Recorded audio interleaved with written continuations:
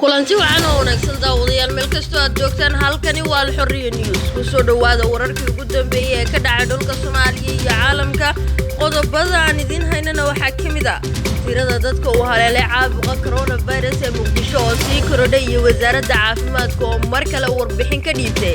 khasaaraha ka dhashay dagaal beeleed ka dhacay gobolka Awdal oo sii kordhay ciidanka Soomaaliland oo bilaabay howlgallo dheeraad ah maxaa daawada ka jira intaliyay sirdoonka Soomaaliland xil sare looga dhiibay saldhigga Turkiga ay maamulaan ee ku yaala Muqdisho madasha xisbiyada qaran oo go'aano degdeg ah soo saaray waa maxay sababta keentay go'aanadaas baahinta warkeena ayaad ku daawan doontaan halista qarannimada Soomaaliya uu ku yahay xiriirka Axmed Madoobe kala dhaxeeya Kenya oo la soo bandhigay Jubbaland oo markii ugu horeysay laga helay arrin khatar ku ah dadka ku dhaqan deegaanada maamulkaasi caalamkana daawadayaal waxaan idinka haynaa ra'iisul wasaaraha Masar oo cambaareeyay fal naxdin leh oo ka dhacay gudaha dalkiisa qodobadaasi daawadayaal iyo qodobo kale oo xasaasi ah ayaa daawan doontaan soo dhawaada haddii ay ku tahay markii koowaad aragtay channelkan fadlan subscribe noo saar ayna ku bilownay saaxiibayaal hordhaca baahinta warkeena sidii aad ku daawanayseen wasaaradda caafimaadka dowladda Soomaaliya ayaa xaqiijisay in dalka Soomaaliya laga diiwaangeliyay 35 xaaladood oo COVID-19 ah 24 saacadood ee ugu dambeysay waana tiradii ugu badneyd ee muddadaasi la diiwaangeliyo 32 kamid ah xaaladaha cusub ayaa waxay ku sugan yihiin Muqdisho iyadoo wasaaradda caafimaadka dowladda Soomaaliya ay ku darsatay kiisaskan dhowr kiis oo laga helay deegaanada Soomaaliland waxayna sheegtay in laba kamid ah laga diiwaangeliyay magaalada Hargeysa ee xarunta Soomaaliland halka Boorama oo ah xarunta gobolka Awdalna laga diiwaangeliyay qof kale wasiirka caafimaadka iyo daryeelka bulshada Dr. Fawziya Bika Nuur ayaa warbixinta maalinlaha ee arrimaha COVID waxa ay xilli dambe oo xalay ku sheegtay in xaaladaha soo kordhay tirada guud ee dalka laga diiwaangeliyay ay ka dhigayaan 60 xaaladood waxa ay tilmaamtay in 52 kamid ah bukaanada xaaladooda caafimaad ay aad u wanaagsan tahay isla markaana ay ku karantiilan yihiin guryahooda saddex kamid ah ayaa lagu baxnaaninayaa Isbitaal Martini iyadoo qofka kale uu ku jiro xarun ku taala gudaha xarunta Xalane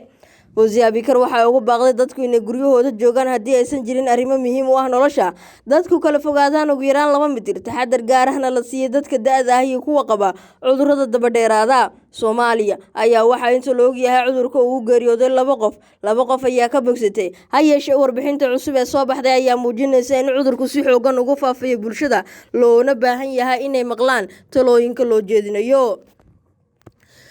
wararkii ugu dambeeyay ayaa ka soo baxay dagaal xoogan oo bariga magaalada Boorame ee gobolka Awdal ku dhex maray laba beelood oo ku muransan dhul dagaalkan oo ka dhashay muran dhuleed waxa uu waa barigii hore ilaa shalay ilaa xalay ilaa maanta uu ka soconaya deegaanka buuraleyda ee Sheelaha iyo Gumarta oo magaalada kaga beegan dhanka bari dagaalkan oo ka dhex qarxay laba beelood ayaa socday muddo saacad ah waxaana la isku adeegsaday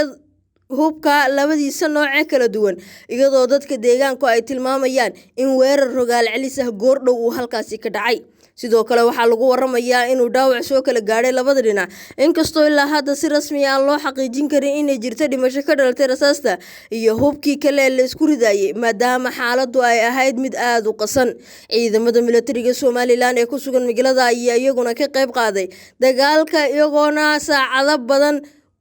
ay ku qaadatay kala kaxaynta labadan beelood goordhoweed sida uu sheegay taliyaha ciidanka booliiska Soomaaliland ee magaalada Boorama xukuumadda Soomaaliland iyo maamulka gobolka Awdal ayaan weli wax warax ka soo saarin dagaalkaasi argagaxa badan ku abuuray bulshada ku dhaqan Boorama ee ka qarxay bariga magaalada waxayna tani noqonaysaa taariikhda markii ugu horeysay ee magaalada Boorama ee xarunta gobolka Awdal uu ka qarxa dagaal u dhaxeeya laba dhinac Soomaaliland ayaa inta badan dadaal ku bixisa nabadeynta deegaanadeeda ay colaaduhu ka qarxaan waxayna tilmaamtaa in arrintaasi iyada ay ka go'an tahay taliyihii hore ee sirdoonka Soomaaliland General Jaamac Maxamed Bootan ayaa markii ugu horeysay ka hadlay warar sheegaya inuu xil sare ka helay saldhigga weyn ee Turkiga uu ku leeyahay Muqdisho General Bootan ayaa waxba kama jiraan ku tilmaamay in xil looga magacaabay saldhiggaasi Turkiga isagoona si adag u beeniyay wararkaasi kuna tilmaamay been abuur waxa uu sidoo kale sheegay inuu sharciga la tiigsan doono ciddii faafisay warkaas oo uu ku tilmaamay been abuurka isla markaana Xuseen ujeedo gaar ah ay ka lahaayeen anigoo ah Jaamac Maxamed Bootan taliyihii hore ee sirdoonka Soomaaliland waxaan cadeynayaa inaysan waxba ka jirin wararka la qoray ee sheegaya in shaqo sare ka helay xarunta saldhigga ciidamada Turkiga ee Muqdisho ku yaala oo aan qaatay dhalasho Turkiya waana beeninaya warkaas. waxaa xusid mudan in mudane Generaal Jaamac Maxamed Bootaan bishii hore ee Maaj uu madaxweyne Biixi xilka ka qaaday isla markaana xil kale loo dhiibay isagoo isla markiiba u baxay safar dhanka dibadda ah taasoo dhalisay shakiga laga qabay arrinta. war-saxaafadeedkan oo ah mid ka soo baxay madasha xisbiyada siyaasadeed ee Soomaaliya ayaa talooyin dhowr ah loogu soo jeediyay dhinacyada dowladda dhexe, shacabka, ganacsatada iyo beesha caalamka. madasha ayaa ugu horeyn dowladda kula talisay in wixii taageer tabara isku geysa la tacaalida iyo ka hortagga faafitaanka COVID isla markaana abaabul xoog leh ku sameeyay qaybaha kala duwan ee bulshada si loo mideeyo xuduudda shacabka loogana hortago faafidda cudurka. sidoo kale madasha xisbiyada ayaa dowladda ka dalbaday inay ka howlgasho sidii loo keeni lahaa guud ahaan dalka agabka caafimaad ee lagula dagaalo faafidda xanuunkan corona. sidoo kalena iskaashi weyn dowladdu la sameysay hay'adaha dowlad goboleedyada si wadajir ahna looga hortago faafidda coronavirus. qoraal ka soo baxay madasha ayaa dowladda looga dalbaday in canshuur dhaaf loo sameeyo waxyaabaha daruuriga sida raashinka, daawada, shidaalka iyo wixii lamid ah. sidoo kalena la badiyo xarumaha baadhista cudurka iyo goobaha karantiilka si loo dardargeliyo COVID.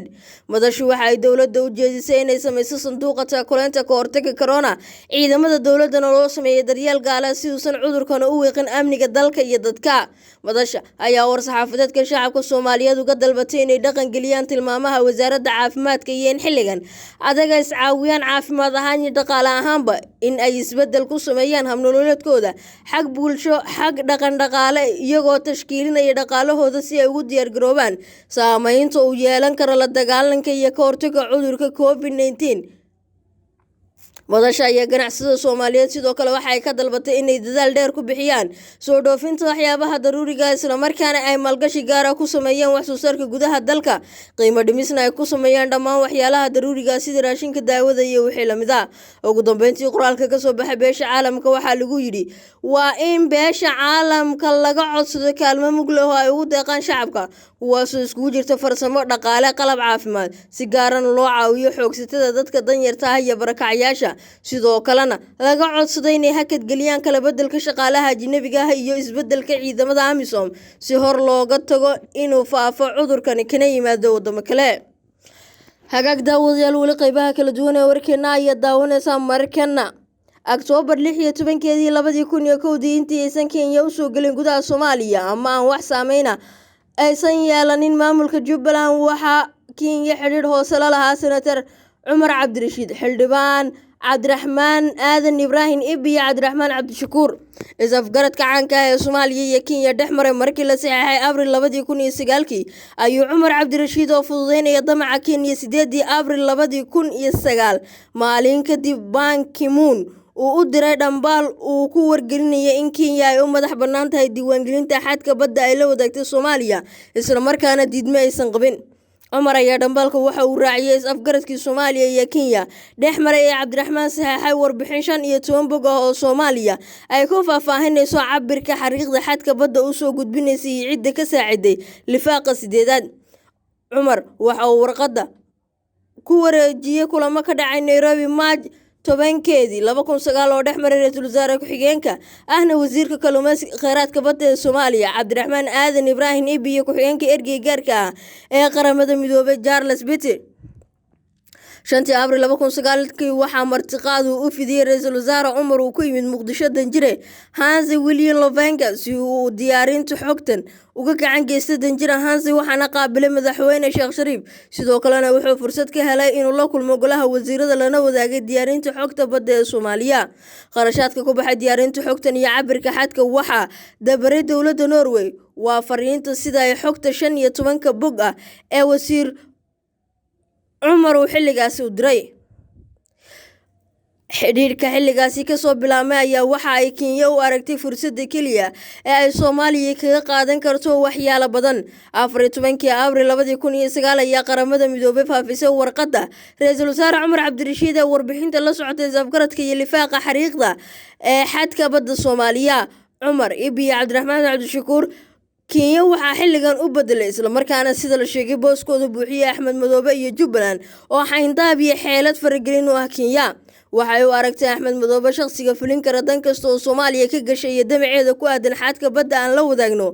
Nairobi waxa ay in badan isku diyaarinaysaa qaadashada go'aano ay ku dhaawacayso dowladda Soomaaliya ku dhawarjabinaysa qarannimada dalka taasina waxa ay tusinaysaa tooshka Axmed Madoobe uu yahay Kenya Cabdirashiid Xidig Cabdinaasir Seeraar Maax Sheekh Daahir iyaguna waxa ay noqdeen qaar ka mid ah daaraha ay leedahay dowladda Kenya marka loo eego xaaladda xilligan waxa ayna dhowr mar qaadeen tallaabooyin cadho gelin kara madaxda sare ee dalka dhaawicina kara qarannimada warbixintan ayaa mid lagu eegaya xaaladaha kala duwan ee Kenya ay u soo martay soo galitaanka iyo sidoo kale cidda fududeysay waxayna qaarkood cadeynayaan in mas'uuliyiin qarankan mugya miisaan ku leh ay qayb ka yihiin waxyaabaha qaska ah ee Kenya samayso dhacdooyinka qaar marka ay dhacayaan waa adag tahay in dadku oo dhami wada fahmaan maraan dheereyn ayaa in badan ogaan waxa hadda soo socda iyo ciidaha daaha gadaashiisa ka hagaysa ayaa lagu yiri warbixintan oo uu qoray mid ka mid ah aqoon-yahanada Soomaaliyeed wararka Jubbaland ayaan ku guda jirnaa maamulka Jubbaland waxa uu shaaciyay kiisas cusub oo ku saabsan corona oo laga helay Kismaayo wasiirka wasaaradda arrimaha gudaha dowlad goboleedka Jubbaland Maxamed Warsame Darwiish oo ah gudoomiyaha gudida ka hortagga xanuunka coronavirus ee Jubbaland ayaa sheegay in 2 ruux laga helay cudurkan waxa uu sheegay in hadda lagu karantiilay isbitaalka magaalada Kismaayo halkaasina lagu tacaalayo 2 ruuxna waxa ay noqonayaan kuwii ugu horeeyay ee la xaqiijiyay inay qabaan xanuunka COVID-19 kuna sugan meel ka mid ah dowlad goboleedka Jubbaland halka daawadayaal wararkaasi aad kala socotaan warbaahinteena imikana akhbaaraadka caalamka Ra'iisul Wasaaraha dalka Masar ayaa waxa uu cambaariyay kooxdada oo ku nool tuulo dalkaasi ku taala kuwaasi oo hor istaagay aaska dhakhtarad lagu soo waramay inay cudurka coronavirus u dhimatay dadka falkaasi ku dhaqaaqay waxa uu ku tilmaamay xushmad laawayaal Ra'iisul Wasaaraha oo ku hadlaya afka dadka Masar ayaa qadka taleefanka waxa uu ku raali galiyay Mustafa oo ah ninkii qabay haweeneyda geeriyootay bayaan laga sii daayay warbaahinta qaranka ayaana sidaas lagu sheegay 23 qof ayaa loo soo xiray arrintaasi ka dhacday deegaanka Shubra ee Nile Delta waxaana Ra'iisul Wasaaruhu uu tilmaamay in talaabo adag ay ciidanku ka qaadayaan waxa la rumaysan yahay in dadkani ay ka cabsanayeen haddii meedka halkaasi lagu aaso suuragalnimada in fayraskani uu ku faafo deegaankooda maadaama la sheegay in halka ay ku nool yihiin uusan ka jirin wax kiisa guud ahaan daawadayaal war wixii xilligan dalka iyo dafaha caalamka aan idinka hayno waa inta nabadgelyo mar kale intaan kulmayno